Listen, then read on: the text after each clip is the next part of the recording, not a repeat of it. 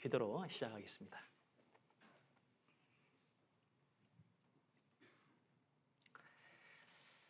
사랑과 은혜가 풍성하신 거룩하신 아버지 하나님, 감사합니다. 죄 어물로 인하여 영원히 멸망받을 수밖에 없는 저 영혼을 주님의 보혈로 구원해 주시고 우리를 아들 삼아 주시며 천국의 소망 가운데 살아갈 수 있도록 은혜 베풀어 주심을 진심으로 감사합니다. 우리에게 영생을 주시고 또 그 사랑 가운데 살게 하시니 이 마지막 때에 또 잃어진 영혼들에게 또 복음을 전할 수 있도록 용기를 주시고 또 우리뿐만 아니라 우리에게 속한 많은 잃어진 영혼들이 주님께 돌아올 수 있도록 인도해 주시기를 또한 부탁을 드립니다.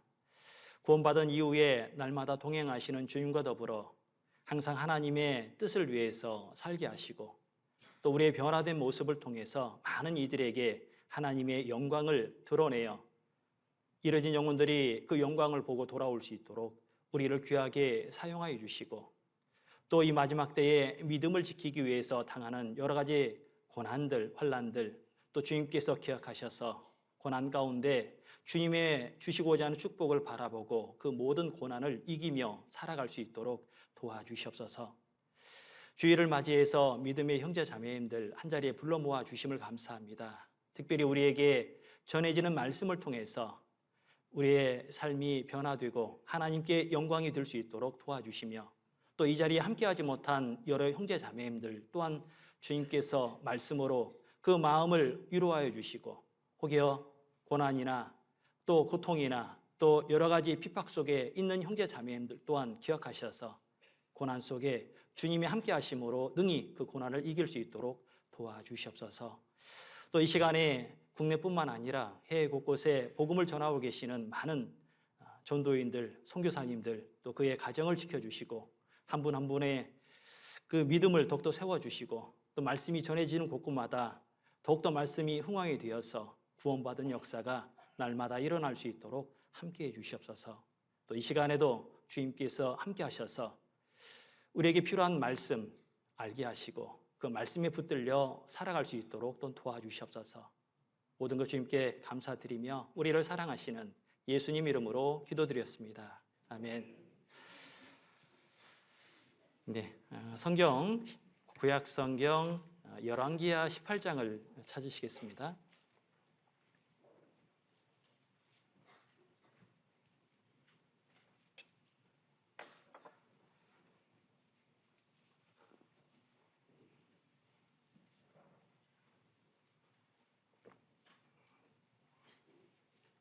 예, 구약 성경 열왕기하 18장 592페이지 정도에 있습니다.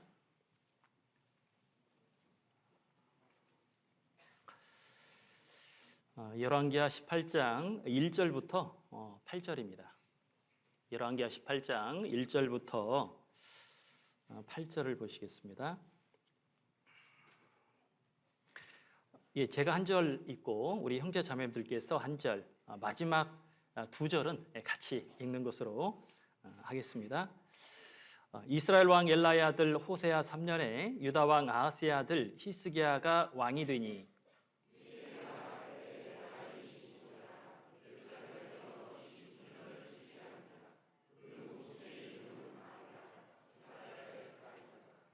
히스기야가 그 조상 다윗의 모든 행위와 같이 여호와 보시기에 정직히 행하여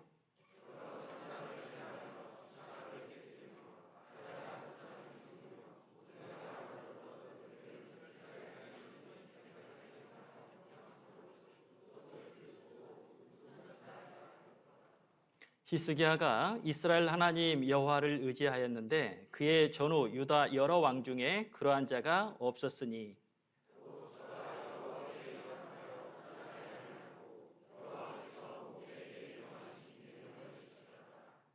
여호와께서 저와 함께 하심에 저가 어디로 가든지 형통하였더라. 저가 아수르 왕을 배척하고 섬기지 아니하였고 사람을 쳐서 가사와 그 사방에 이르고 망대에서부터 견고한 성까지 이르렀더라. 네. 네, 안녕하세요. 네. 보배 섬에서 왔습니다. 진도가 보배 진짜 섬이다를 써서 보배 섬이다라고 읽혀지는데 인정을 안 하시는 것 같아요. 그래서 세 번째로 큰 섬이고요. 지금 한 2만 9천 명 정도 거주하고 있습니다. 그중에 이제 진도 형제 자매님들은 주일날 아이들 빼고 한 60명 정도 이렇게 교제하고 있습니다. 뭐 진짜 보배는 우리 구원받은 형제 자매님들이 이제 보배인데 세상에서는 보배를 삼보 삼락이라고 일컬어집니다. 세 가지의 보물, 세 가지의 즐거움이 있다라고 얘기를 하는데 세 가지의 보물은 진돗개로 보물을 삼고요. 그리고 구기자, 돌미역으로 이렇게 이제 얘기를 합니다. 세 가지의 즐거움은 뭐냐? 미녀가 있습니다. 진도아리랑 들어보셨죠? 네, 진도아리랑. 그리고 이제 서화로 또 유명하고요. 혹시 술 좋아하시는 분 계시나요? 없으시죠? 형제님 가운데. 홍주로 또 유명한 곳이 진도입니다. 그래서 이렇게 여러 보물이 있지만 진짜 보물은 구원받은 우리 형제 자매님들이 보물이죠. 오늘은 여기 그 열왕기하 18장 나와 있는 그 말씀을 통해서 히스기야 왕에 대해서 조금 배워볼까 합니다. 이 왕을 통해서 우리가 구원을 받고 나서 주님 앞에 갈 때까지 당하는 여러 가지 어떤 시험, 또 고난, 또 그 시험과 고난이 있을 때 어떻게 하여 그 시험을 이겼는지, 또 어떠할 때 넘어졌는지를 이 말씀을 통해서 교훈을 받으면 좋겠다라고 생각이 됩니다. 주제는 왕이 될 때에라는 주제인데 부제를 정한다면 보물을 찾으라. 뭘 찾으라고요? 보물을 찾으라. 그래서 우리가 신앙생활할 때 보물과 같은 것을 찾을 수만 있다면 아마 그 보물을 귀하게 여길 거라고 생각이 됩니다. 그래서 어떠한 어려움 속에서도 그 보물은 지키고 싶잖아요. 그러듯이 신앙생활 하는 가운데 이것만큼은 내가 깨닫고 이것만은 지켜야겠다. 그것을 좀 오늘 말씀을 통해서 확인하는 그런 시간이 됐으면 좋겠습니다. 사람들은 신앙생활을 하면서 고난이 없었으면 하는 마음으로 살아갑니다. 이왕이면 좀 편하게 신앙생활을 하면 얼마나 좋을까. 그런데 하다 보니까 원치 않는 여러 가지 고난을 만나게 됩니다. 그리고 그 고난 때문에 넘어지게 되는 일도 많죠. 어떠한 형제 자매님들은 그 고난이 왔을 때 고난을 기쁘게 여겨서 그 고난을 통해서 하나님의 축복, 은혜를 경험하는 사람도 있지만 그 고난으로 말미암아 어떨 때는 넘어지고 신앙에서 떠나는 그런 일들도 종종 있는 것 같습니다. 그런데 하나님께서는 우리에게 그 고난을 통해서 더 좋은 것을 주시기 위해서 고난을 주신다라고 말씀을 해 주셨습니다. 그렇다면 고난을 내가 크게 여기고 그 고난을 통해서 하나님의 크신 축복을 얻는 것, 그게 하나님의 뜻이다라고 생각이 됩니다. 그 아이들이 이렇게 태어나서 조금 있으면 성장을 하게 되면 가끔 이제 성장통을 겪게 되죠. 다리가 아프다. 그런데 그 성장통이 일어나는 이유가 바로 근육과 뼈의 어떤 자라는 속도의 차이 때문에 성장통이 생기는 거거든요. 그렇다면 우리가 신앙생활을 성장하기 위해서도 반드시 신앙에 성장통이 있습니다. 그것은 믿음이 있고 행함의 어떤 차이로 말미암아 생겨나는 것이 이 믿음의 성장통이죠. 그런데 그 성장통을 통해서 우리가 성장할 수 있는 게 있습니다. 바로 고난이 우리에게 와서 그 고난을 통해서 아는 만큼 또 믿는 만큼 성장하게끔 돼 있죠. 그런데 누구나 다 이 고난은 좋아하는 사람이 한 사람도 없다는 겁니다. 이스라엘 백성이 광야 40년 생활을 할 때 왜 40년 동안의 시험을 주셨을까? 하나님은 마음을 보시기를 원하신다라고 말씀하셨어요. 그런데 마음만 보시는 것이 아니고 마침내 내게 복 주시기 위해서 고난을 주신다라고 말씀을 하셨죠. 자, 이 줄을 여기 잡아 놓으시고 우리 신명기를 잠깐 볼까요? 신명기 8장입니다.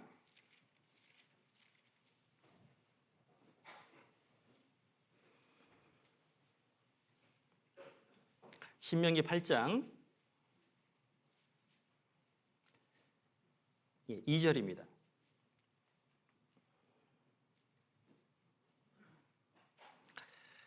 274페이지입니다. 구약성경. 내 하나님 여호와께서 이 40년 동안에 너로 광야의 길을 걷게 하신 것을 기억하라. 이는 너를 낮추시며 너를 시험하사 내 마음이 어떠한지 그 명령을 지키는지 아니 지키는지 알려 하심이라. 그 40년 광야 생활을 통해서 하나님은 마음 보시기를 원하신다. 그러면 하나님께서 우리의 마음을 보고 끝날 것인가? 그렇지 않죠. 그 뒤에 보시면 16절을 잠깐 보시면요. 신명기 8장 16절 말씀. 내 열조도 알지 못하던 만나를 광야에서 내게 먹이셨나니 이는 다 너를 낮추시며 너를 시험하사 마침내 내게 복을 주려 하심이었느니라. 결국 광야 40년은 우리에게 복 주시기 위해서 광야의 생활을 허락하셨죠. 마찬가지로 우리에게 고난을 주신 이유는 더 좋은 것을 주시기 위해서. 그래서 가끔 이 하나님의 은혜를 이렇게 설명을 하더라고요. 포장지로 쌓여 있는 보석과 같아. 고난이라는 포장지 안에 하나님의 축복, 하나님의 은혜가 담겨졌다라고 말씀을 하죠. 그래서 하나님의 은혜를 얻기 위해서는 반드시 고난이라는 것을 통과를 하여야만 하나님의 은혜와 축복을 받을 수가 있습니다. 그래서 성경에 크게 시험의 종류가 여러 번 나오잖아요. 대표적인 게 이제 두 가지가 있죠. 하나는 마귀가 주는 시험이 있죠. 구원받지 못하게 하고 구원을 받았음에도 신앙생활을 하지 못하게 하는 시험도 있고, 또 하나는 하나님의 주신 어떤 연단의 시험이 있죠. 그래서 구원받은 이후에 그 형제 자매를 연단시켜서 하나님의 사람으로 만들어서 더 큰 은혜와 축복 속에서 살아갈 수 있도록 하는 시험이 있습니다. 또 그 세부적으로 나눈다면 그 시험의 종류 중에 하나가 육신의 축복을 한번 왕창 줘보죠. 그래서 한마디로 말하면 그 사람에게 형통이라는 축복을 줘봅니다. 형통 좋아하시죠? 속으로만 형통 싫어하시는 분은 없을 것 같아요. 그래서 한 번은 이스라엘 백성들에게 모든 것을 한번 줘봅니다. 그랬더니 실패했어요. 왜 그럴까? 모든 것이 잘 되니까 마음이 높아지고 하나님을 잊더라라는 거예요. 여기 12절입니다. 신명기 8장 12절. 내가 먹어서 배불리고 아름다운 집을 짓고 거하게 되며 또 내 우양이 번성하며 내 은금이 증식되며 내 소유가 다 풍부하게 될 때에 두렵건대 내 마음이 교만하여 내 하나님 여호와를 잊어버릴까 하노라. 여호와는 너를 애굽 땅 종되었던 집에서 이끌어 내시고 두렵건대 내 마음이 교만하여.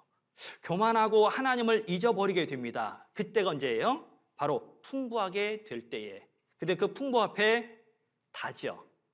다 풍부하게 될 때에. 그래서 만사 형통이 참으로 좋은 건데 잘못했다가는 마음이 높아지고 하나님을 잊어버리게 될 때가 바로 형통할 때입니다. 조심해야겠죠. 그게 시험이라는 얘기죠. 또 이어서 또 나오는 시험이 바로 모든 것을 주고 나서 싹 거둬들이는 시험입니다. 대표적인 예가 욥이죠. 욥. 한날에 하루아침에 10명의 자녀를 모든 가축을 싹 잃어버리게 됐습니다. 그리고 심지어는 자기 자신도 악창이 나서 기와장으로 몸을 긁고 있는 그 상황. 참 우리 보기에는 너무나 안타까운 상황이잖아요. 그런데 그 상황 앞에 이 모습을 지켜보고 있는 욥의 아내는 무시한 말을 합니다. 하나님을 원망하고 죽어라라는 말을 하게 되고, 또 욥은 주신 자도 하나님이시오 취하신 자도 하나님이시오니 그리고 입술로 원망하지 않죠. 저주하지 않습니다. 그 차이가 뭘까? 욥은 주신 하나님을 인정하고 있잖아요. 모든 것이 하나님의 것인데 잠깐 나에게 맡겨놓은 겁니다. 그런데 그 하나님께서 다시 가져가셨어요. 마음에 문제가 되지 않죠. 그런데 문제가 되는 사람이 바로 욥의 아내였습니다. 욥의 아내는 주시는 하나님이 인정이 잘 안 되니까 사라질 때 문제가 되는 거예요. 우리에게 건강, 우리에게 시간, 우리에게 물질, 사실 하나님이 다 주신 건데 만약에 그런 것들이 하루아침에 사라졌을 때 마음에 문제가 되지 않겠어요? 충분하게 이해가 됩니다. 그러나 주시는 분이 누구시냐라는 것을 믿고 있다면 취하여 가실 때도 내 마음에 문제가 되지 않습니다. 하나님을 인정하면. 그런데 욥의 아내는 주시는 하나님을 인정하지 못하니까 사라질 때 문제가 됩니다. 그것도 하나의 시험이라는 거죠. 그리고 또 하나의 시험이 있죠. 바로 경건하게 살고자 하는 자는 핍박을 통해서 시험을 받습니다. 특히 이 마지막 때에 하나님의 자녀로 올바르게 살아가고 싶어요. 그런데 그러면 그럴수록 오는 것이 핍박입니다. 참 힘들죠. 또 하나의 시험이 있다면 칭찬으로 시험하는 게 있습니다. 도가니로 은을, 풀무로 금을, 칭찬으로 사람을 실험케 하느니라. 먼저 도가니가 나옵니다. 도가니로 은을 얻게 되죠. 한 960도 정도 올려야 은이 녹습니다. 그런데 금은 더 귀합니다. 그래서 100도를 더 올려야 돼요. 그런데 그것보다 은보다 금보다 이 칭찬, 사람의 말이 사람을 연단시켜요. 그래서 가끔 칭찬을 통해서 그 사람의 모습을 볼 때가 있어요. 때에 맞는 칭찬은 고래도 춤추게 하죠. 고래도 춤추게 합니다.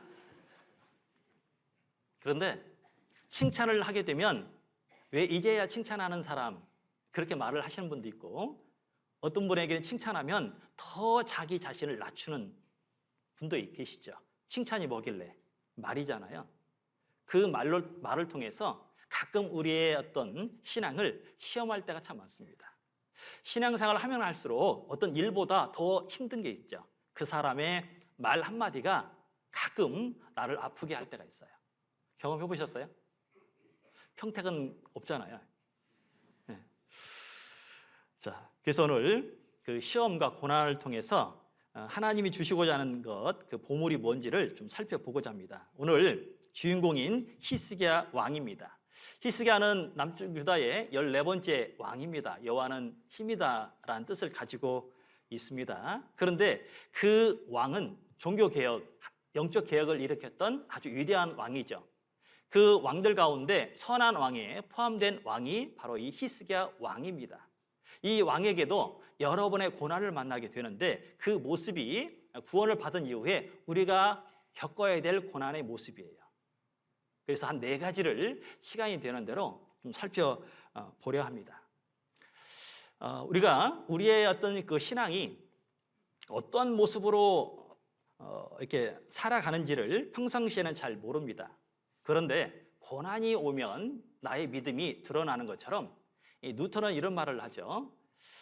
그 나무에 열매가 있는지 없는지를 알아보기 위해서는 방법이 간단합니다.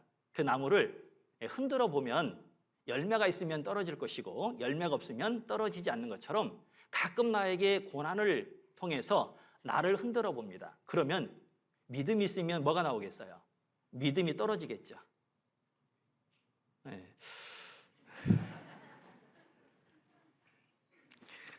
그래서 이 히스기야 왕에게도 이제 하나의 시험들을 좀 보겠습니다. 첫째는 이 열왕기하 18장에 보면 이 히스기야 왕이 25살 때 왕이 되었다라고 말씀하시고 29년간을 치리한 왕입니다. 그래서 한 54세 이제 죽게 된 왕이잖아요.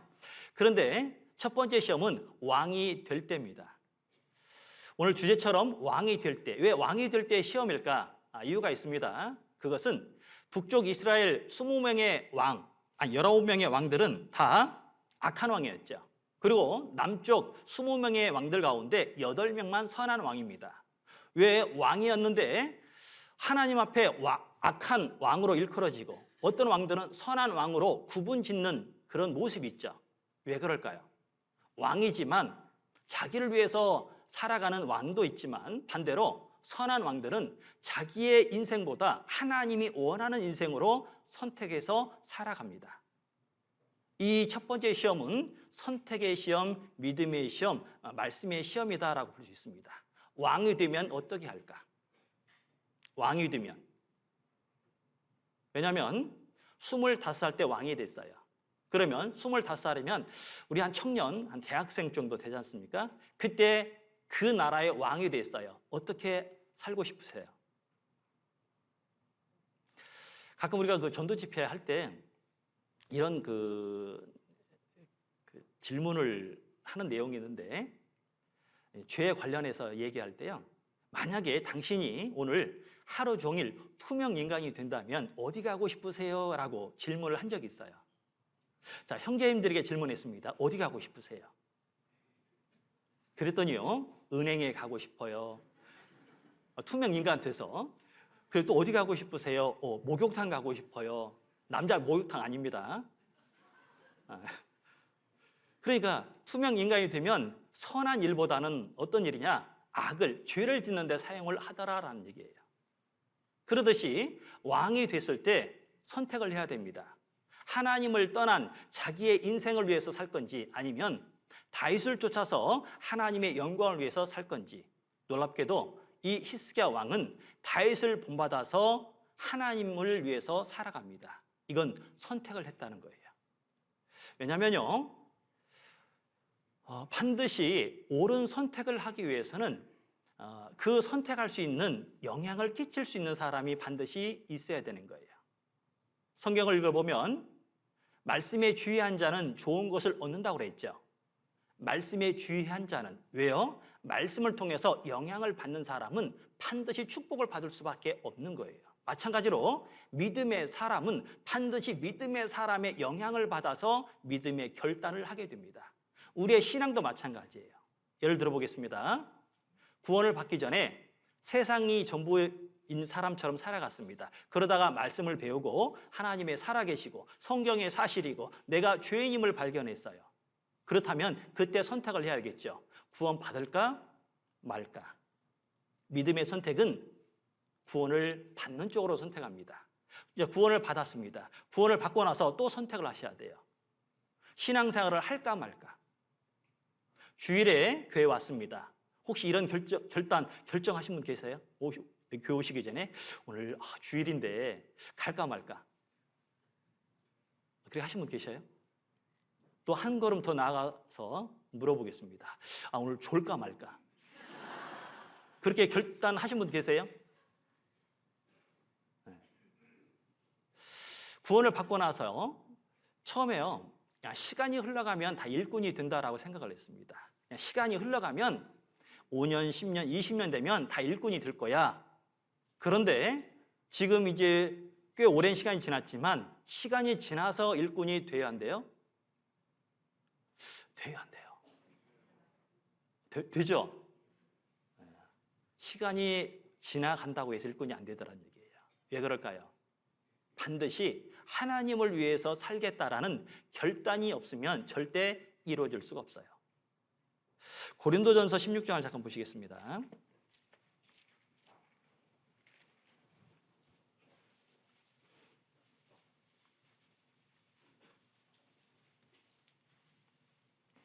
고린도전서 16장 15절입니다.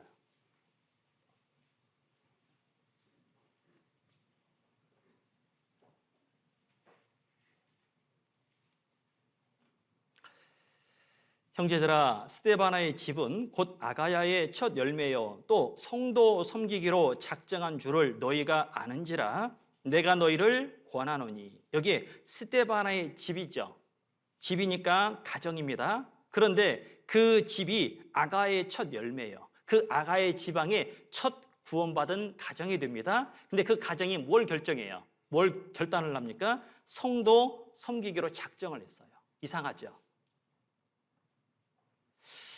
성도 섬기는 것이 어려운 일입니다. 만약에 그 지역에 첫 가정이 됐어요. 그 가정이 처음부터 끝까지 성도 섬기는 일을 작정했어요. 쉽지 않습니다. 왜냐? 하나님의 일은 쉬운 게 하나도 없어요.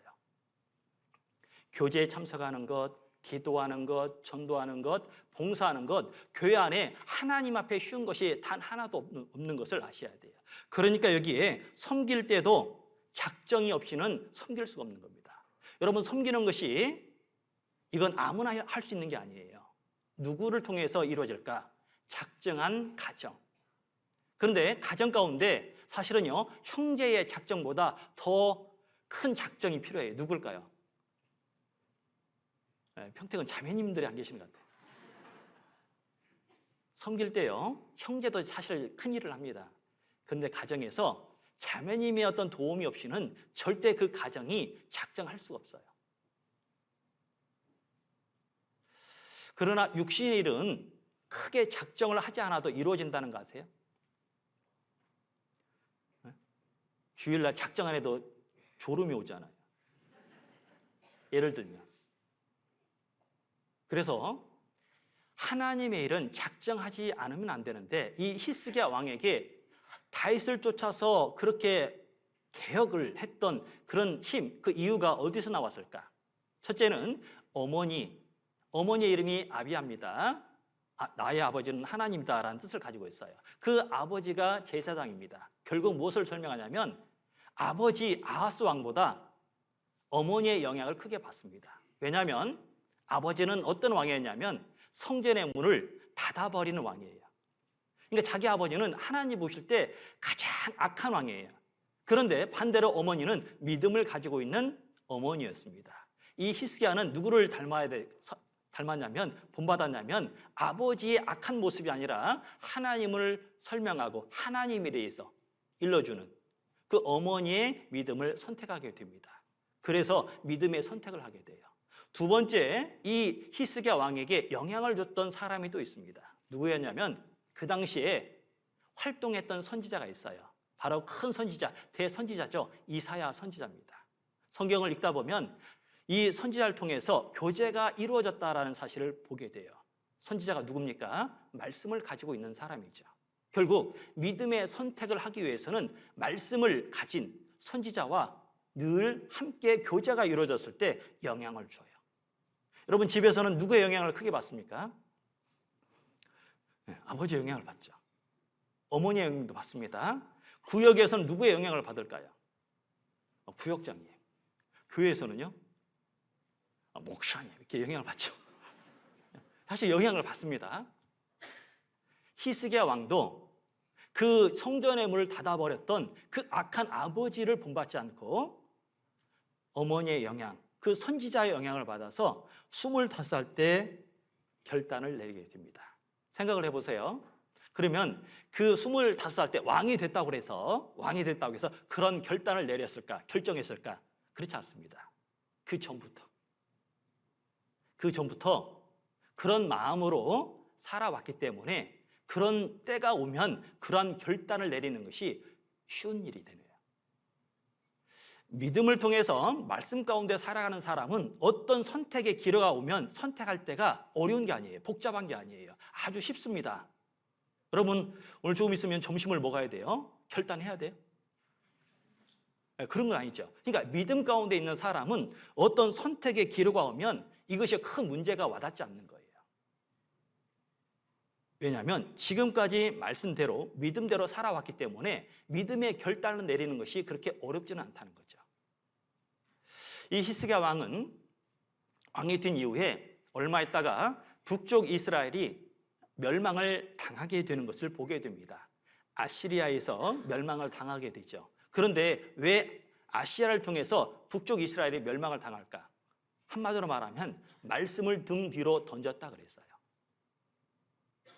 사울 왕이 왜 하나님 앞에 패함을 입었을까? 한마디로 말하면 물어보지 않았어요. 이 북쪽 이스라엘이 계속 하나님 앞에 우상을 섬기게 됩니다. 근데 멸망하기 전까지 어떤 모습이었냐? 말씀을 등 뒤로 던지는 거예요. 여기 처음 찾았던 열왕기하 18장입니다.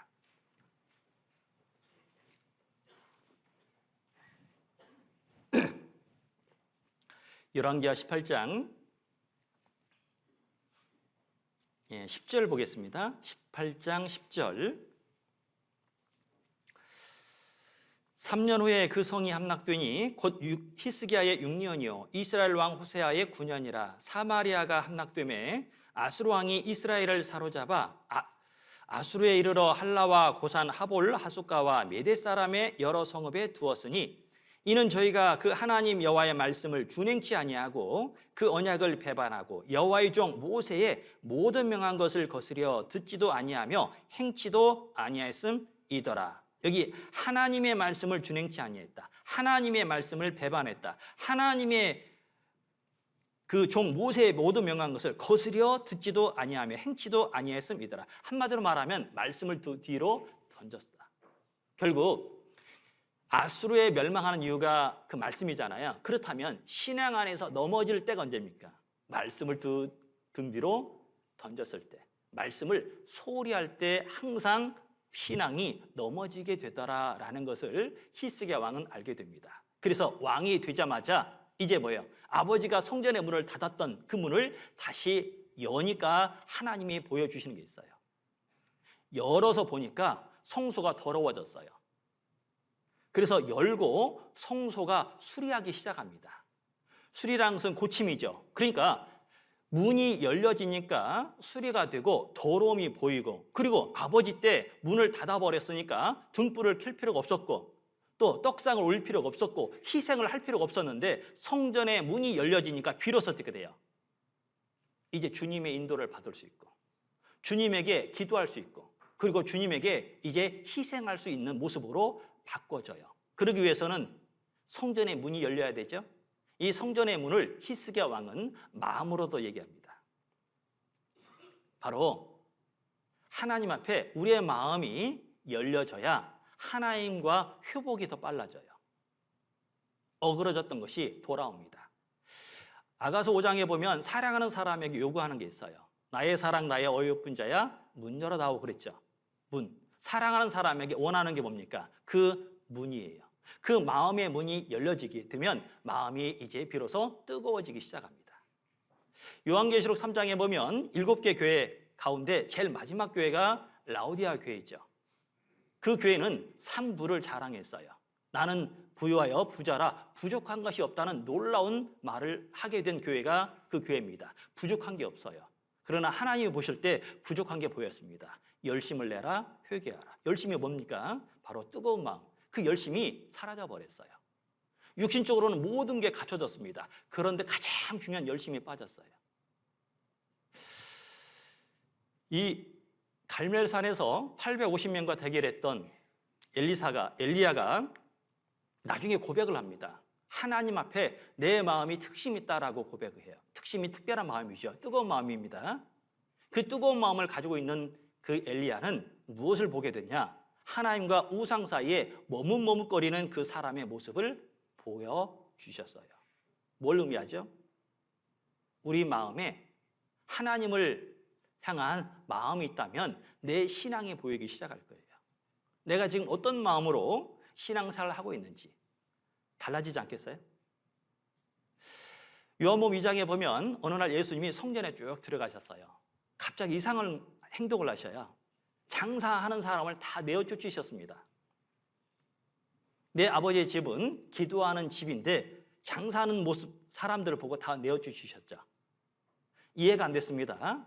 왜냐하면 한 번도 그런 일이 한 번도 성전 안에 일어나지 않았거든요. 그런데 예수님이 오시니까 바뀌기 시작합니다. 뭘 설명하죠? 그 안에 누가 오시니까 역사가 바뀌어요. 예수님이 오실 때. 그 전에는 그러한 일이 없었습니다.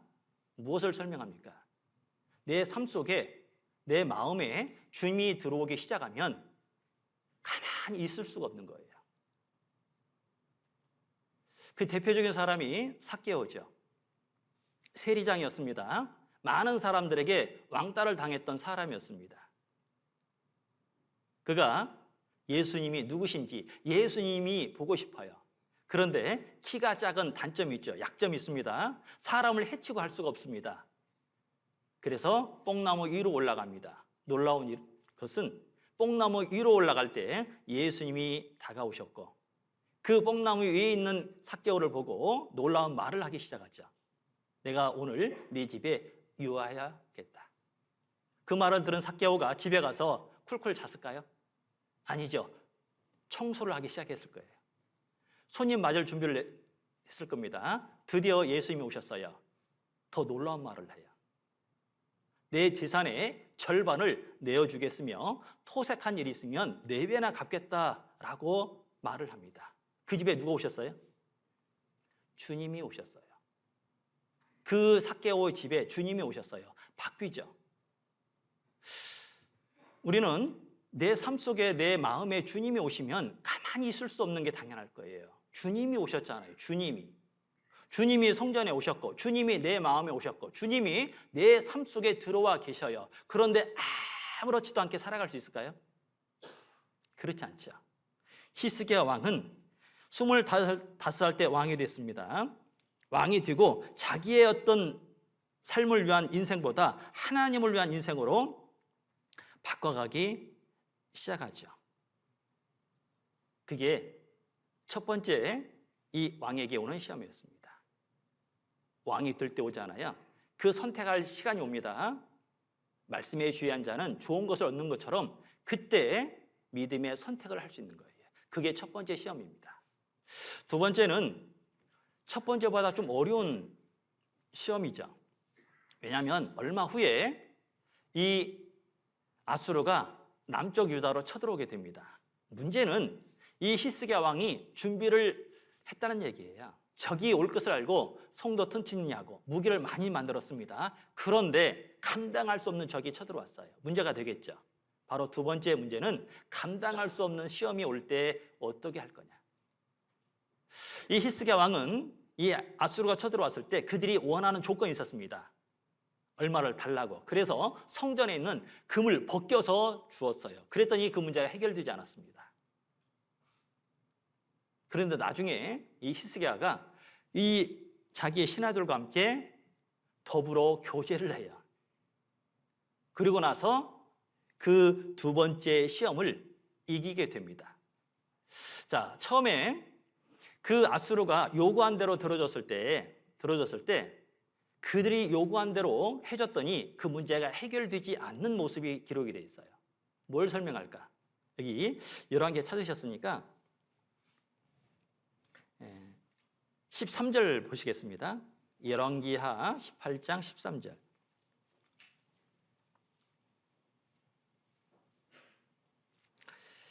히스기야 왕 14년에 아수르 왕 사네립이 올라와서 유다 모든 견고한 성읍들을 쳐서 취하매 유다 왕 히스기야가 라기스로 보내어 아수르 왕에게 이르되 내가 범죄하였나이다. 나를 따라 돌아가소서. 왕이 내게 지우시는 것을 내가 당하리다 하였더니 아수르 왕이 곧 은 300달란트와 금 30달란트를 정하여 유다 왕 히스기야에게로 내게 한지라. 히스기야가 이에 여호와의 전과 왕궁 곳간에 있는 은을 다 주었고 또 그때에 유다 왕 히스기야가 여호와의 전 문에 금과 자기가 모든 기둥에 입힌 금을 벗겨 모두 아수르 왕에게 주었더라. 자, 그들이 원하는 데 줬죠. 은 300달란트, 금 30달란트를 요구하니까 그대로 주었습니다. 그런데 그들이 돌아가지 않았다는 거예요. 그러면 이 어려움을 어떻게 이겨야 될까? 자, 이 두 번째는 이와 같아요. 믿음의 선택을 했습니다. 믿음의 결단을 내렸어요. 믿음의 선택과 믿음의 결단을 내린 사람에게 오는 시험입니다. 이 시험은. 그런데 문제는 감당할 수 없는 시험이 왔을 때 잘못하면 내가 경험했던 대로, 내가 세상의 지식대로 이 문제를 해결을 하려고 하지만 해결이 안 되는 것을 설명합니다. 그러면 이때 우리는 무엇을 발견해야 되냐면 믿음의 교제를 발견을 해야 돼요. 자, 역대하 32장입니다.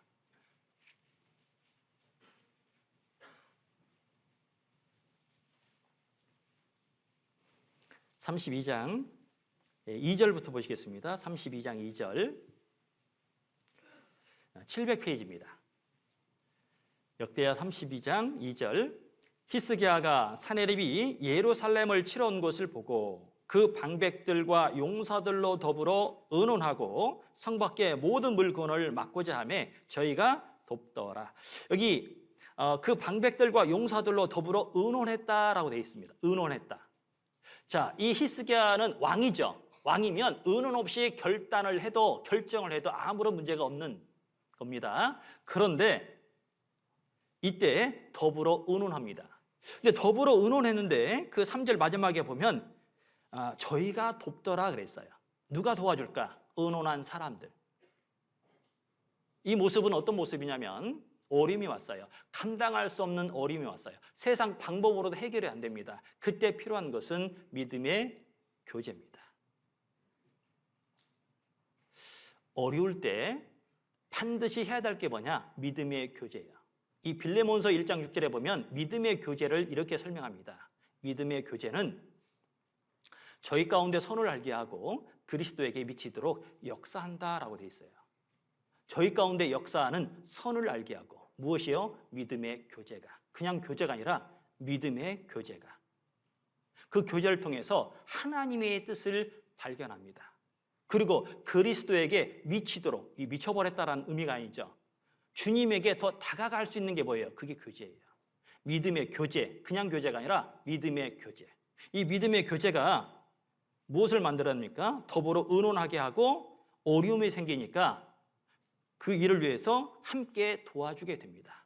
그 일을 통해서 이 히스기야 왕은 이 백성들에게 무엇을 할 수 있냐면 큰 위로로서 백성들의 마음을 안심시키기 시작합니다. 여기 6절입니다. 32장 6절 군대 장관들을 세워 백성을 거느리게 하고 성문 광장 자기에게로 무리를 모으고 말로 이루하여 가로되 너희는 마음을 강하게 하며 담대히 하고 아수르 왕과 그 좇는 온 무리로 인하여 두려워 말며 놀라지 말라. 우리와 함께하는 자가 저와 함께하는 자보다 크니 저와 함께하는 자는 육신의 팔이요 우리와 함께하는 자는 우리의 하나님 여호와시라. 반드시 우리를 도우시고 우리를 대신하여 싸우시리라 하며 백성이 유다 왕 히스기야의 말로 인하여 안심하니라. 안심하니라. 자, 문제가 지금 해결됐어요, 안 됐어요? 이 아수르가 지금 떠난 것이 아닙니다. 지금 대치 중에 있어요. 그런데 대치 중에 떨고 있는 백성이 안심이 됐어요. 그 일을 누가 했습니까? 히스기야 왕이 했어요. 이 왕이 몇 가지 들어서 백성들의 마음을 안심을 시킵니다. 첫째는 우리와 함께하는 자는 더 크신 분이다. 크신 하나님에 대해서. 그리고 8절은 반드시 우리를 도우신다. 반드시란 뜻은 100%죠. 하나님의 나와 함께 하신 그 크신 하나님이 누구를 도와줘요?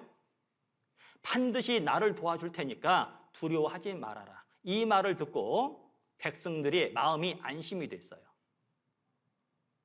문제가 해결되지 않았는데 그 말이 백성들의 마음에 들리게 되고 평안을 얻게 됩니다. 그러면 이 히스기야 왕이 먼저 하나님에 대한 믿음이 있어야 되지 않겠어요? 내가 떨고 있는데 떨린 상태에서 이 백성들에게 하나님이 나와 함께한다 믿으라 그러면 믿어지겠어요? 우리가 어려움이 있을 때요, 구원받고 나서 많은 어려움을 만나게 되는데 그 문제를 해결하기 위해서 내가 겪었던 이 문제를 먼저 경험하신 분들이 계시잖아요. 그러면 그 분에게 믿음의 선진들에게 가서 교제를 하죠.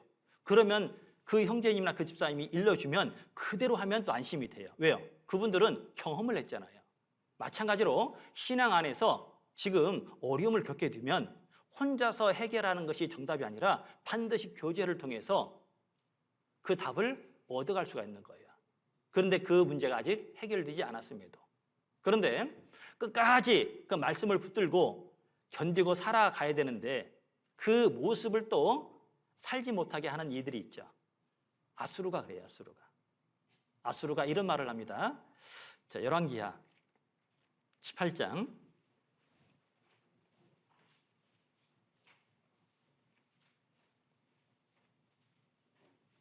18장 28절입니다.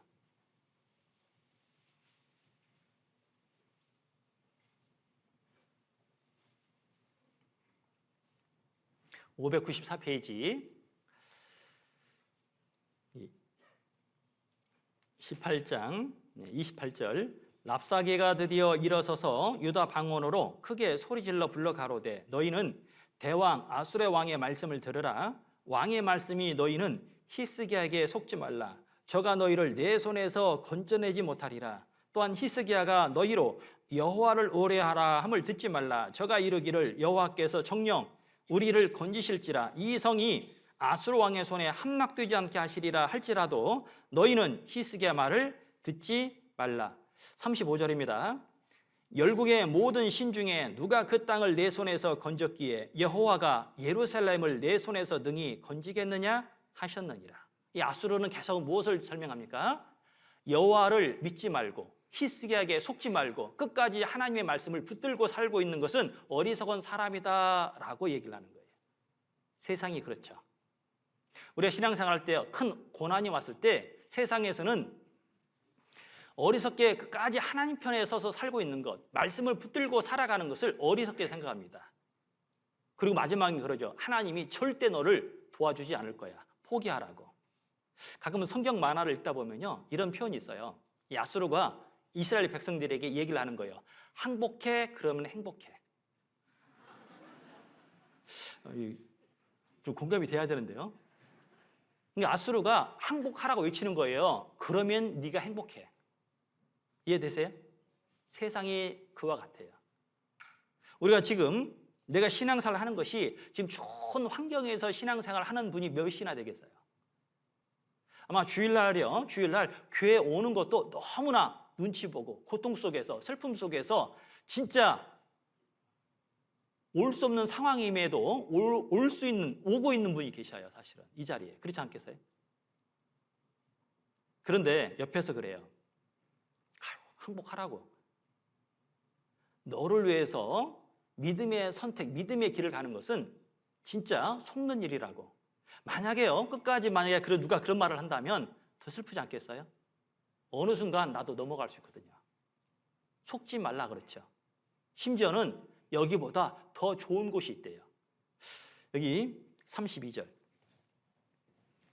18장 32절. 내가 장차 와서 너희를 한 지방으로 옮기리니 그곳은 너희 본토와 같은 지방 곧 곡식과 포도주가 있는 지방이요 떡과 포도원이 있는 지방이요 기름 나는 감람과 꿀이 있는 지방이라 너희가 살고 죽지 아니하리라. 히스기야가 너희를 멸리하여 이르기를 여호와께서 우리를 건지시리라 하여도 듣지 말라. 여기 32절에 그랬잖아요. 내가 장차 와서 너희를 한 지방으로, 여기 말고 한 지방으로 옮길 테니까 거기 지방은 더 좋대요. 여기 그랬죠. 곡식과 포도주가 있고 떡과 포도원이 있고 기름 나는 감람과 꿀이 있는 지방이라. 여기보다 더 좋은 곳이 있대요. 세상이 그러죠. 교회보다 더 좋은 데가 있어. 혹시 들어보셨어요? 교제보다 더 좋은 데가 있어. 그렇게 우리를 미혹을 하죠. 그리고 그들이 쓴 편지를 보내게 됩니다. 그런데 이 히스기야 왕이 그 편지를 가지고 마지막에 어디로 올라가요? 성전 안에 올라갑니다. 그리고 하나님께 보여드리죠. 아수르가 이렇게 하나님에 대해서, 이스라엘 백성들, 하나님의 백성에 대해서 이렇게 얘기합니다. 그랬더니 놀라운 일이 일어납니다. 그날 하나님이 천사를 보내서 18만 5천만을 싹쓸이 해버리죠. 뭘 설명합니까? 그 문제를 누구에게요? 진짜 하나님에게로.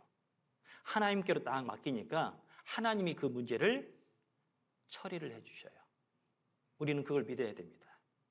내가 알고 있는 지식으로 그 문제가 해결되는 것이 아니라 믿음의 교제를 통해서 하나님의 방법대로 그 문제를 해결해 가는 것. 그게 바로 두 번째 어려움을 만났을 때 처리할 수 있는, 그러니까 보물과 같은 모습이 바로 믿음의 교제입니다. 교제 자주 하세요? 교제. 이 다윗이 하나님 앞에 크게 쓰임 받았던 여러 이유가 있지만 그 중에 하나가 이렇게 자꾸 물어보는지 모르겠어요. 언제요? 전쟁할 때마다 어디로 갈까요? 어디로 갈까요? 어떻게 할까요? 놀랍게도 하나님이 그때마다 방법을 일러주셔요. 이 다윗이 용사였습니다. 지혜의 사람이었습니다. 바보가 아니었잖아요. 전쟁에 잔뼈가 굵은 사람이죠. 그러면 물어보지 않아도 이번에는 이렇게 해야겠다, 저렇게 해야겠다 할 수 있는 사람이잖아요. 그런데 항상 물어봅니다. 왜냐? 내가 알고 있는 지식이 하나님이 알려주신 지식과 비교가 되겠어요? 내가 지금까지 경험해서 알고 있는 지식과 하나님이 주신 방법이 같겠어요? 여러분, 교회 안에 여러 가지 일들이 있잖아요. 내가 많은 일을 해와서 경험이 있어요. 그 경험보다 하나님이 알려주신 방법이 더 크지 않겠어요? 그러면 하나님이 역사를 하시는 거예요. 이 히스기야 왕은 실수를 한번 했잖아요. 그들이 원하는 대로 해봤더니 문제가 해결이 안 된다는 것을 알게 됩니다. 그러니까 이제는 교제를 통해서 하나님이 주신 방법으로 그 문제를 해결합니다. 자, 그리고 또 하나의 시험은 이 히스기야 왕이 두 번째 시험도 쭉 이겼는데 세 번째 시험은 너무나 큰 어려움의 시험을 만나게 됩니다. 그 시험은 바로 중병에 걸려요. 어느 날 이 선지자를 보내서 놀라운 말을 합니다. 내 집을 처치하라고. 내 집을 처치하라. 이 처치라는 뜻은 뭐냐면 너 죽을 테니까 집 정리해 라는 뜻이에요. 생각을 해보세요. 히스기야 왕은 지금까지 믿음의 길을 걸어온 사람이었어요. 그런데 죽을 병에 걸려요. 이해가 안 되죠. 그 죽을 병에 걸리고 나서 하나님이 이제 고쳐주시고 15년의 인생을 더해 주셨잖아요. 그러면 쉬운 넷에 15년의 인생을 빼면 한 30대 후반 정도 됩니다. 그럼 죽을 병에 걸린 나이거든요. 그러면 30대 후반이면 지금 말하면 한창 때예요. 25대 왕이 되고 나서 한창 때 지금 믿음의 사람으로 살아가고 있어요. 그런데 어느 날 죽을 병에 걸려서 집을 처치하래요. 이게 세 번째 주는 고난입니다. 근데 세 번째 고난 이해가 되세요? 자, 이렇게 하면 이해가 되겠죠. 잘못하게 살았어요. 징계 주셨구나. 이해가 되죠. 잘못하게 살았는데 징계가 오면 이해가 됩니다. 근데 잘못이 없어요. 고난이 왔어요. 이해가 돼요?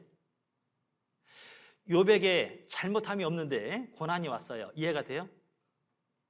근데 이 히스기야 왕에게 죽을 병에 걸리게 됩니다. 그런데 그 죽을 병에 걸렸을 때 믿음이 드러나요. 이 히스기야 왕이 그때 어떠한 행동을 했는지가 믿음의 모습이 드러납니다. 바로 이 히스기야 왕은 벽을 향해서 하나님께 기도하기 시작합니다. 우리 같으면 기도할까요? 원망할까요? 알 수 없는 고난이 왔어요. 원망해요? 기도해요? 여러분, 이스라엘 백성의 특기가 뭔지 아세요? 원망입니다. 원망. 해보셨어요? 이스라엘 백성은요, 길이 험할 때, 먹을 것이 없을 때, 물이 없을 때, 배고파서 원망했습니다. 그 원망을 잘하는 이스라엘 백성이 분명 히스기야 왕에게도 있을 텐데 원망했을 것 같은데 원망 대신 기도합니다. 이 기도는 무슨 기도일까요? 야고보서에 있는 말씀처럼 믿음의 기도입니다. 그 고난 속에 있을 때 하나님을 향해서 무엇이 필요할까? 기도가 필요합니다. 여기 열왕기하 보겠습니다. 열왕기하 20장.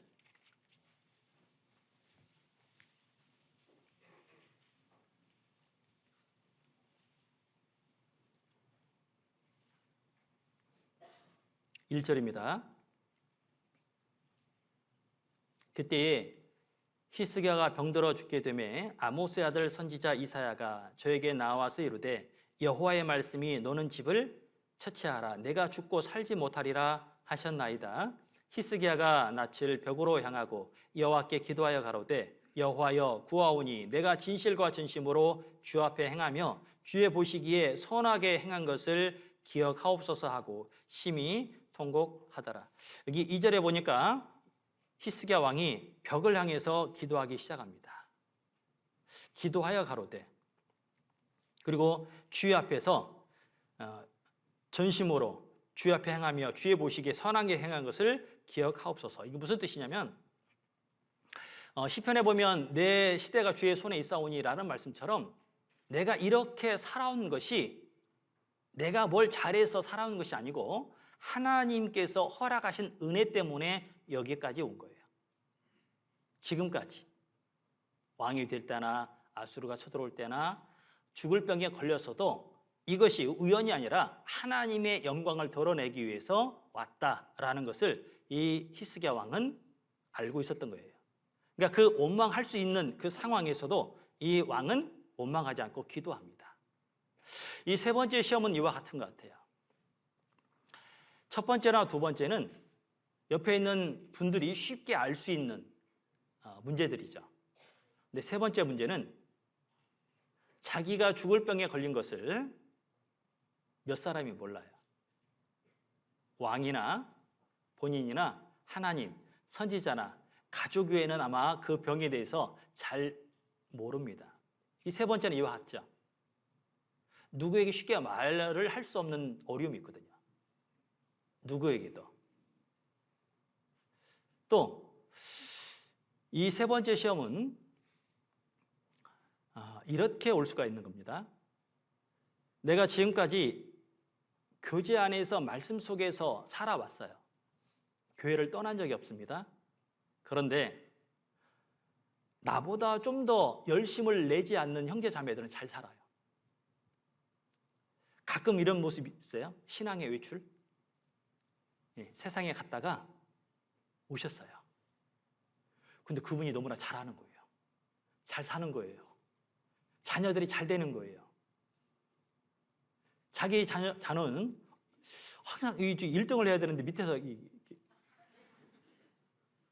기도가 돼요. 사업이 좀 잘 됐으면 좋겠는데 이게 잘 안 풀려요. 그리고 교제 안에서 쭉 떠난 적이 없는데 더 많은 은혜를 받아야 되는데 아직도 자기 혼자 신앙생활을 해요. 다른 분들은 가족이 다 구원받아서 이렇게 간증도 하고 막 기뻐를 하는데 지금까지 꽤 오랜 시간이 지났는데도 자기 혼자 있어요. 그러면 어떤 마음이 올라와요? 비교되지 않겠어요? 여러분, 만약에 히스기야 왕도 다른 사람을 생각했더라면 그런 마음이 들지 않겠어요? 왜 접니까? 왜 나죠? 왜 나에게 이것만 주시나요? 라고 반문할 수 있잖아요. 그런데 왕은 기도합니다. 여러분, 전에요.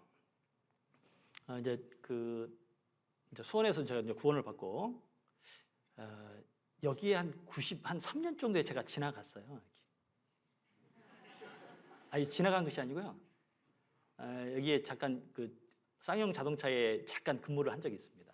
그래서 93년도에 송탄에 이렇게 형제님이 계셨을 때 그 집에서 잠깐 제가 며칠 묵었어요. 원래는 이제 묵었습니다. 그래서 저기 수원에서 교제하고 있었는데 그런데 거기에서 이제 구원을 받고 나서 옛날 저 수원교회가 소방서 앞에 있을 때 2층에 있을 때 거기에 이제 청년들 모여서 이제 간증을 이렇게 이제 한 적이 있어요. 그래서 이제 구원 간증을 하고 생활자 되면 이제 생활자 간증을 하는데 어느 날 한 분이 제 앞에서 간증을 했어요. 지금 이제 목사님이신데, 근데 그 간증에 지금도 생각나는 것이 그의 가족 중에 한 분이 이제 어머님이셨는데 어머님이 무당이었거든요. 누군지 아실 거예요. 아시죠? 무당이었는데 무당인데 구원을 받으셨고, 그 누님이 이제 초등학교도 못 나오셨는데 그 누님도 이제 구원 받아서 제 앞에서 간증을 하셨어요. 저도 이제 간증을 해야 될 차례가 있는데, 근데 그 간증을 들으면서 그분이 미워요. 왜 그런지 아세요? 저는 구원을 받고 나서 계속 이게 부모님에게 전도를 하려고 이게 옛날에 이제 비디오가 있었잖아요. 비디오를 싸들고 이제 시골로 내려가서 전도를 했어요. 근데 이게 안 되는 거예요. 안 되는 상황에 딱 올라와서 이렇게 그 목사님이 간증을 하시니까 제가 마음이요, 좋은 마음이 생기는 게 아니라 그 간증은 좋잖아요. 진짜 거의 한 1년 안에 그런 전도가 돼가지고 그런 간증을 하니까 너무나 간증은 은혜스러워요. 그런데 구원받지 못한 가족을 보니까 너무나 마음이 무겁고요. 그 간증이 싫어요. 근데 그 이후에 이제 그 간증을 통해서 이제 복음을 더 전하게 됐는데, 신앙생활 하다 보면 가끔 그런 시험이 오더라는 얘기죠. 같은 믿음 생활을 하지만 믿음 안에 있어서 비교되는 것이 어느 순간에 들어올 때가 있어요. 왜냐하면 나는 하나님 앞에서 더 열심히 하는데 안 주시는 거예요. 전도도 잘 안 되죠. 자녀도 그렇죠. 왠지 홀로 남아있는 듯한 모습을 볼 때가 있습니다. 히스기야 왕이 만약에 큰 죄를 져서 잘못해서 그런 병이 왔다면 어느 순간에 이해가 될 거예요. 그럼 그렇지. 그런데 지금까지 믿음 안에서 살아왔는데 왜 죽을 병에 걸릴까요? 그러한 어려움이 우리에게 올 수 있습니다. 우리에게도. 그런데 히스기야 왕은 감사하게도 죄를 짓지 않고 그 가운데 기도합니다. 왜 그럴까? 믿음의 기도는 하나님의 뜻을 볼 수 있는 능력을 주셔요. 그 상황에서. 그 믿음의 기도는 아무나 주어지는 것이 아니죠. 어떠할 때 나올까? 어려움 가운데 진짜 아무것도 할 수 없는 사람, 할 수 있는 것이 뭡니까? 믿음의 기도잖아요. 여러분, 큰 물고기 뱃속에 있는 한 사람이 있죠? 요나죠. 그는 물속에 들어가기 전에는 간절한 기도를 한 내용들이 없어요. 도망 다녔잖아요. 선지자였는데 도망 다녔다니까요. 그런데 어느 날 때 간절한 기도가 나와요. 그 큰 물고기 뱃속에 있을 때 진짜 구원의 하나님이 누군지를 비로소 기도하기 시작합니다. 우리도 세 번째 이와 같은 시험을 하나님이 우리에게 주십니다. 주셔요. 여러분, 그 창세기 39장에 보면 요셉이라는 사람이 나오잖아요. 근데 이 요셉을 그 39장에 보면 형통이란 말이 여러 번 나와요. 자, 지금 종살이 하고 있어요. 감옥살이 하고 있어요. 그런데 형통하대요. 뭔가 맞지 않죠. 몸은 구속돼 있어요. 몸은 구속돼 있습니다. 종살이 하고 있어요. 감옥살이 하고 있어요. 그런데 하나님은 형통한 사람이다라고 일컬어줘요. 이해가 돼요?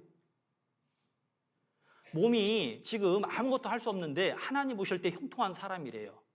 우리 생각과 이해가 안 되잖아요. 우리는 형통하다 그러면 자유분방하고 하고 싶은 거 다 하고 그게 형통이라고 생각하는데 하나님 보실 때 형통은 뭐예요?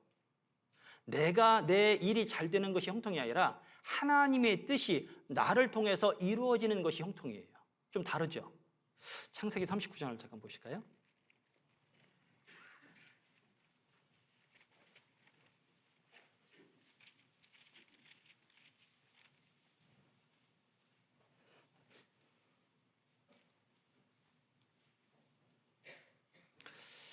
창세기 39장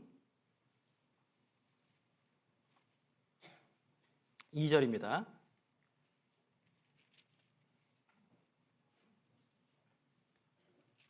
2절 여호와께서 요셉과 함께 하심으로 그가 형통한 자가 되어 그 주인 예굽 사람의 집에 있으니 그 주인이 여호와께서 그와 함께 하심을 보며 또 여호와께서 그의 범사에 형통케 하심을 보았더라.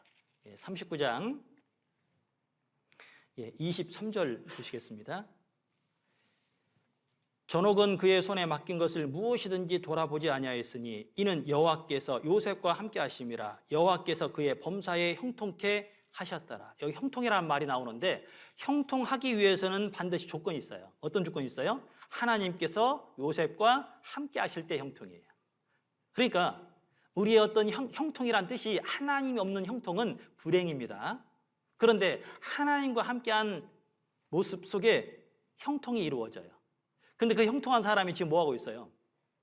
종살이 하고 있다니까요. 그 사람이 뭐하고 있습니까? 감옥살이 하고 있어요. 몸은 감옥 속에 있잖아요. 그런데 형통한 사람이다 일컬어져요. 바로 있을 수 없는 거죠. 이 요셉은 형들의 미움이라는 그 미움 속에 갇힐 수 있잖아요. 또 종살이 하는 그 종살이의 어떤 모습이 그 요셉을 갇히게 할 수 있어요. 심지어는 누명을 씌워서 누명이라는 것에 갇힐 수도 있고 그리고 심지어 잘못하면 감옥에 있어서 갇힐 수가 있습니다. 그리고 좀 더 나가서 내가 그 술 빚는 관원장을 꿈을 잘 해석해 주었잖아요. 그러면 바로 자기를 꺼내줘야 되는데 잊어버렸잖아요. 이게 사람의 기억 속에도 이렇게 잊혀진 그러한 사람이었지만 하나님 보실 때는 형통한 사람이었어요. 뭘 설명하죠? 이 히스기야 왕은 병에 자기의 신앙이 갇혀있는 상태가 아니었던 얘기예요. 그는 뛰어넘을 수 있는 것이 믿음의 기도는 그 상황을 이기게 만듭니다. 뛰어넘게 하죠. 거기에 붙잡히지 않는 거예요. 그래서 형통한 사람이 되지 않습니다. 형통한 사람이 되는 겁니다. 우리 마지막 때 세 번째 같은 시험에 혹여 빠질 수 있습니다. 올 수가 있습니다. 아무도 자기의 어려운 형편을 알 수 없고 혼자서 그 문제를 위해서 기도할 수밖에 없는 상황, 누구에게도 쉽게 말을 할 수 없는 상황, 그리고 함께 신앙생활을 하고 있지만 너무나 비교에 대해서 마음에 문제가 될 수 있는 상황일 때 우리는 하나님 앞에 기도해야 돼요. 그 문제를 뛰어넘어서 그 문제로 말미암아 내 마음에 문제가 되지 않도록 필요합니다. 야고보서 5장을 볼까요? 야고보서 5장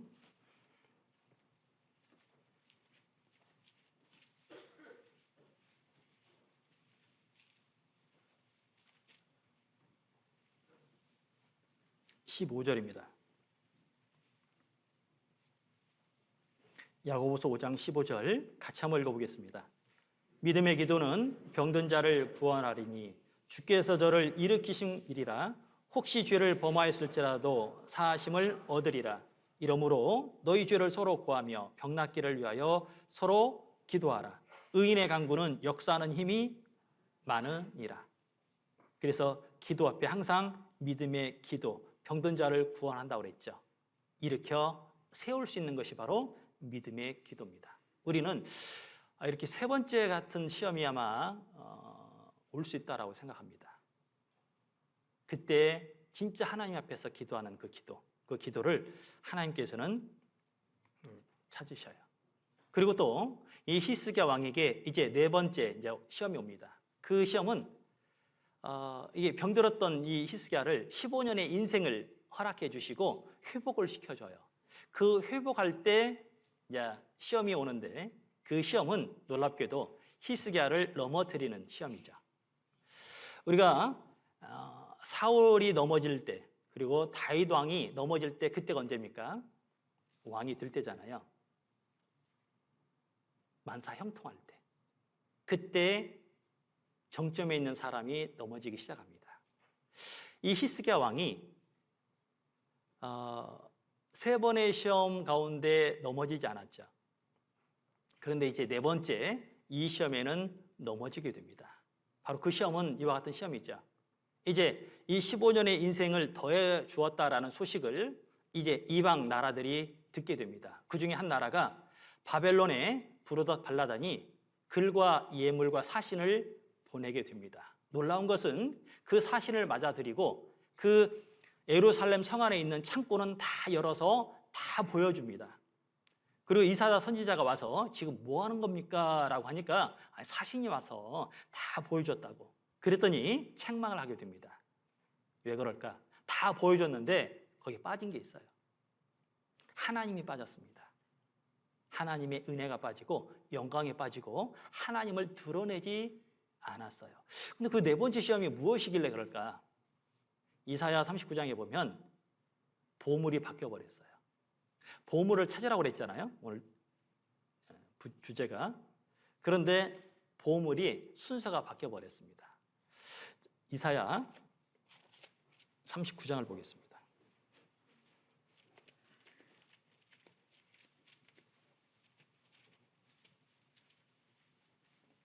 이사야 39장 1절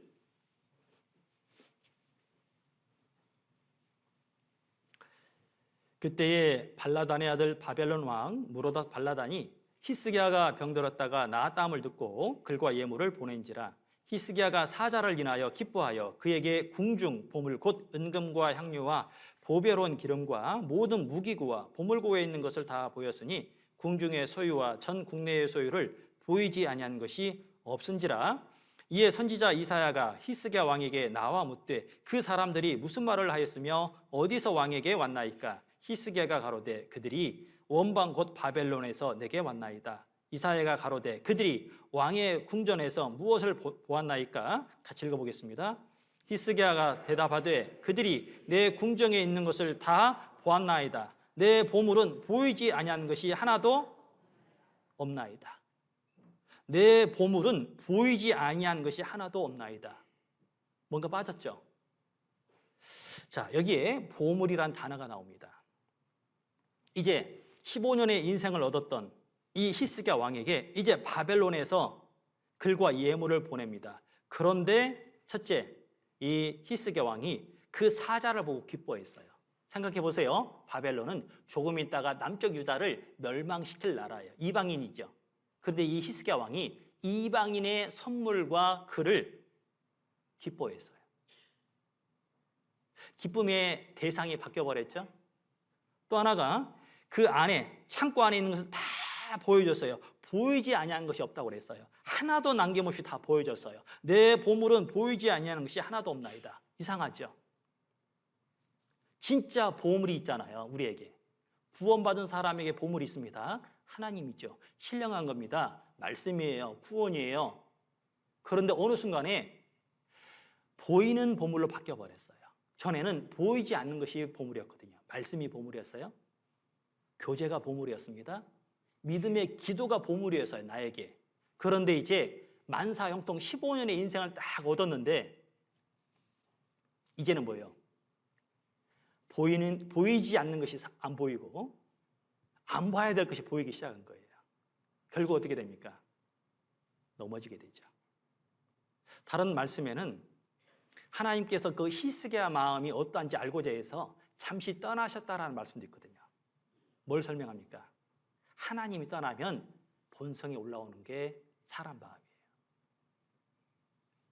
우리가 지금까지 신앙생활을 하는 것도 하나님이 함께 하시니까 지킬 수 있는 거죠. 만약에 하나님의 어떤 도우심과 은혜가 떠나버리면 어떻게 될까요? 사실 우리는 내 것만 나와요. 히스기야 왕도 그랬다는 거죠. 그래서 왜 하나님께서 이 히스기야 왕에게 이 네 가지의 시험을 통해서 우리에게 뭘 보여주실까? 첫째는 내 신앙을 위해서는 하나님이 항상 시험을 주신다라는 거예요. 어려움을 주신다. 왜? 어려움이 없잖아요. 넘어지게끔 돼 있어요. 만사 형통되죠. 그러면 항상 넘어지게끔 돼 있어요. 마음이 높아지고 하나님을 잊어버립니다. 그러면 하나님은 나에 대해서 너무나 잘 아셔요. 내가 어떤 사람이다라는 것을 너무나 잘 아셔요. 그래서 가끔 뭐예요? 고난을 계속 주셔요. 사람의 어떤 관계, 경제적인 어려움, 전도할 때 특히 내 마음을 이해 못 해주는 사람들, 이런 일들이 있을 수밖에 없죠. 왜요? 더 기도하라고요. 더 기도하시라고. 그래서 때론 나에게 어려움을 주는 이유는 그 어려움을 통해서 하나님의 큰 축복을 나에게 주기 위해서 주십니다. 그래서 감당할 수 없는 시험도 주시고, 심지어는 질병도 주시고, 심지어는 진짜 나에 대해서 비방하는 어려움을 겪게 하고 그런 일들도 나에게 주셔요. 바로 그것은 우리 가운데 함께 하시는 하나님을 더 의지하고 더 믿고 따라올 수 있도록. 우리는 이제 이런 시험 가운데 좀 더 올바른 선택을 하는 게 좀 필요합니다. 그래서 올바른 믿음은 올바른 선택을 하게끔 하나님이 바꿔주셔요. 그래서 그 구약에 유명했던 그 힘있게 살았던 히스기야 왕도 여러 시험을 통해서 온전해졌지만 만사 형통됐을 때는 넘어졌다라는 것을 우리에게 교훈해 주십니다. 그리고 왜 보물이 바뀌었을까? 그것은 이 마지막 때에 우리가 쉽게 범할 수 있는 게 뭡니까? 하나님 없이 살 수 있다라는 거예요. 하나님 없이, 하나님의 도움 없이, 하나님의 은혜 없이 나는 신앙생활을 잘할 수 있다. 그게 가장 큰 죄가 되는 겁니다. 그리고 또 하나는 뭐예요? 이방인에게 인정을 받을 때 우리 조심을 하셔야 돼요. 왜냐하면 창고는 다 보여주지만 보물을 보여주지 않는다면 그건 어리석은 것이 돼요. 우리의 모습 속에서 누가 드러나야 되죠? 예수님이 드러나셔야 됩니다. 하나님이 드러나셔야 돼요. 잘못하면 창고는 보여줄 수 있습니다. 그러나 더 중요한 것을 감출 수가 있어요. 그래서 우리도 이 마지막 때에 더 교회 안에 주님만이 더 드러낼 수 있는, 그리고 복음이 더 전해질 수 있는, 그리고 나에게 지금 어려움이 있잖아요. 반대로 생각하시면 좋죠. 하나님 이번에는 나에게 뭘 주시려고 그러시나 바꿔 생각하시면 더 은혜가 될 것 같아요. 그래서 그런 믿음을 가지고 우리도 함께 끝까지 복음을 전했으면 좋겠습니다. 기도하시겠습니다.